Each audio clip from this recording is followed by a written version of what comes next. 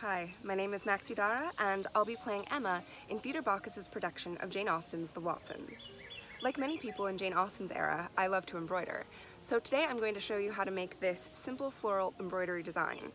But if you're not much for crafts and you still want to take this home, there is a chance to win this, so stick around till the end and I will tell you how you can take home this very embroidery along with your name or a word or phrase of your choice stitched into it. But in the meantime, if you do want to embroider along with me, then be sure to download the pattern that I made for this off of the Theatre Bacchus Facebook page, and let's get partying like it's 1817. All you'll need for this piece is some fabric, an embroidery hoop, a water-soluble marker, a needle, some scissors, and embroidery thread.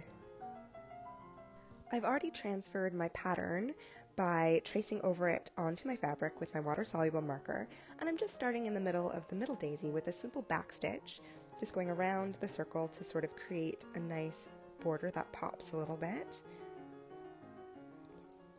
And then I'm going back in and doing what's called a seed stitch, appropriately enough, and it's just a bunch of little stitches to fill in the space, and you just keep going until it's all filled in, and it just gives it this really lovely texture, just like that. And then go ahead and do the same thing on the other daisy. Now to finish off a piece of thread, I just go back through an already worked thread at the back of the hoop, and I go through it with my needle, and then I make a little knot, and I trim off the excess.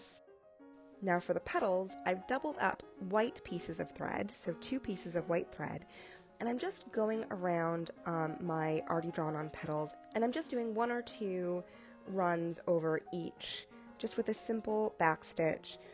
One of my favorite things about daisies, and one of the reasons why they're my personal favorite flower, is because the petals are never perfect, it's never symmetrical, it's always a little bit uneven, so I really tried to play with that in my stitching, so don't worry about it being perfect. Embroidery or any handiwork doesn't have to be perfect anyways, but really have fun with it, make it your own.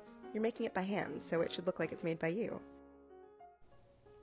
The stem is nice and easy. I have chosen a nice light green color, and I'm just following the line down on the pattern, doing a simple back stitch again, and you just keep doing that until you have the stem done.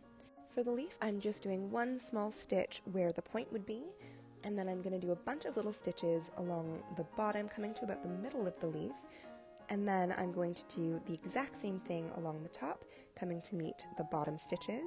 And that just gives it a really lovely leaf-like texture, but if this feels too much, feel free to just do the exact same thing you did for the petals again, and it'll look just as nice. Moving on to the lavender now, it's a little bit more of an advanced stitch, but I promise it's not hard to get the hang of. You just wrap the thread around the needle. I do it about 3 times, but you can do less or more depending on how fluffy you want your lavender to be.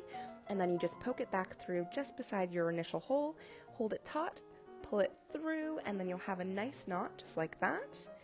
And then you're going to repeat that again just below it, following the pattern of the little baubles, the little lavender petals. And you're just going to keep doing that until you have a fluffy sprig of lavender. So I'm doing the lavender stem exactly like I did the daisy stem. I'm just using a darker shade of green for this, just to give it a nice little bit of contrast there. For the leaves, I've doubled up my thread, and I'm doing 2 stitches at the top of the leaf, and then 1 along the bottom for this sort of stem part. And I'm doing that again on the other side, just keeping it nice and simple. And you're done. Grab your petticoats, because you're ready to be a Jane Austen heroine. If you want a chance to take this embroidery home, along with your name or a word or phrase of your choice stitched in, all you have to do is like Theatre Bacchus on Facebook, follow them on Instagram, and let us know down below what your favorite hobby is.